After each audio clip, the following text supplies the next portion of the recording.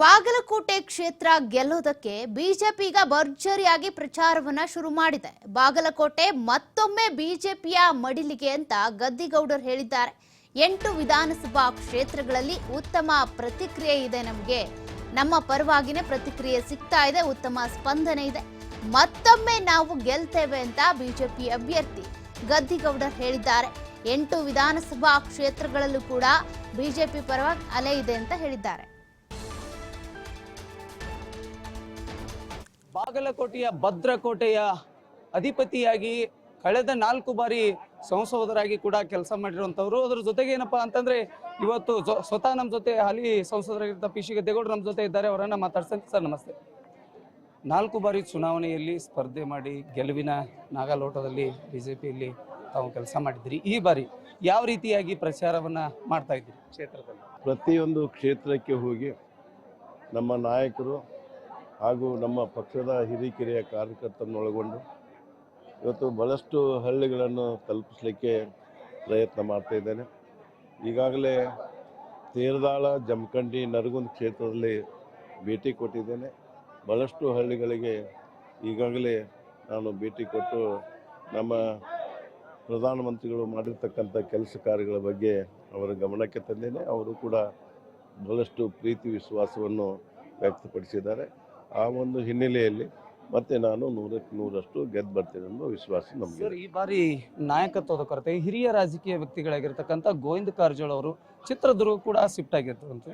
ಇಲ್ಲ ಒಂದ್ ಕಡೆ ನಾಯಕತ್ವದ ಕೊರತೆ ಬಹಳಷ್ಟು ಕಡಿಮೆ ಆಗ್ತಿದೆ ಬಿಜೆಪಿಯಲ್ಲಿ ಅನ್ನುವಂಥ ವಿಚಾರ ಹೇಳೋದಾದ್ರೆ, ಈಗ ಕಳೆದ 20 ವರ್ಷಗಳಿಂದ ನಾನು ಲೋಕಸಭಾ ಸದಸ್ಯನಾಗಿ, ಅದಕ್ಕಿಂತ ಪೂರ್ವದಲ್ಲಿ ಇವತ್ತು ಜಿಲ್ಲಾ ಪುನರ್ವಿಂಗಡನಾ ಅಧ್ಯಕ್ಷನಾಗಿ, ಹಾಗೆಯೇ MLC ಆಗಿ ಸೇವೆಯನ್ನು ಸಲ್ಲಿಸಿದ್ದೇನೆ. ಪ್ರತಿಯೊಬ್ಬರು ನಮ್ಮ ಮತಕ್ಷೇತ್ರದ ಜನ ನನ್ನ ಕಾರ್ಯವೈಖರಿ, ನನ್ನ ನಡವಳಿಕೆ ಎಲ್ಲವನ್ನೂ ಕೂಡ ನೋಡಿದ್ದಾರೆ. ಇವತ್ತು ನಮ್ಮ ನಾಯಕರು ಇವತ್ತು ಸನ್ಮಾನ್ಯ ಗೋವಿಂದ ಕಾರಜೋಳರವರು ಅವರು ಚಿತ್ರದುರ್ಗ ಲೋಕಸಭಾ ಸ್ಥಾನಕ್ಕೆ ಸ್ಪರ್ಧೆ ಮಾಡಿದ ಮೇಲೆ ಅವರ ಒಂದು ಕಾರ್ಯಕರ್ತರ ತಂಡ, ಅವರ ಒಂದು ಎಲ್ಲ ಹಿರಿಯರು ನನ್ನ ಜೊತೆ ಇದ್ದಾರೆ. ಆ ಒಂದು ಸಂದರ್ಭದಲ್ಲಿ ಬಹುಶಃ ಅವರೆಲ್ಲರೂ ಕೂಡ ಅನುಭವಿಸ್ತಿದ್ದಾರೆ.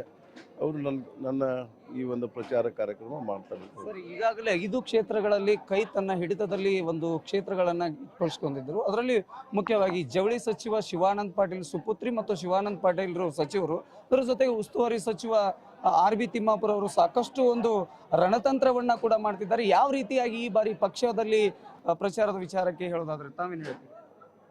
ಇವತ್ತು ನಾವು ಯಾವ ರೀತಿಯಾಗಿ ಜನರು ನಮ್ಮನ್ನು ಪ್ರತಿನಿಧಿಯಾಗಿ ಮಾಡಿರ್ತಕ್ಕಂಥ ಸಂದರ್ಭದಲ್ಲಿ ಜನರ ಜೊತೆ ಒಡನಾಟ ಇರ್ತದೆ.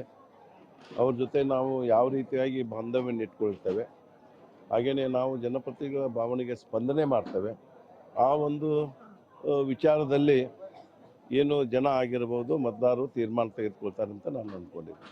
ಸರ್, ಈ ಬಾರಿ ಯಾಕಂತಂದ್ರೆ ಒಂದ್ ಕಡೆ ಕಾಂಗ್ರೆಸ್ನಲ್ಲಿ ಮನಸ್ಸು ವಿಚಾರಕ್ಕೂ ಕೂಡ ತಾವು ಈಗಾಗಲೇ ಸೈಲೆಂಟ್ ಆಗಿ ವರ್ಕ್ ಮಾಡ್ತಿರೋದು, ಗೆದ್ದೇ ಗೆಲ್ತೀನಿ ಅನ್ನೋ ಒಂದಷ್ಟು ವಿಶ್ವಾಸಗಳನ್ನ ಈ ಬಾರಿ ಯಾವ ರೀತಿಯಾಗಿ ನಿಮ್ಮ ವಿಶ್ವಾಸವನ್ನ ವ್ಯಕ್ತಪಡಿಸ್ತೀರಿ ಸರ್?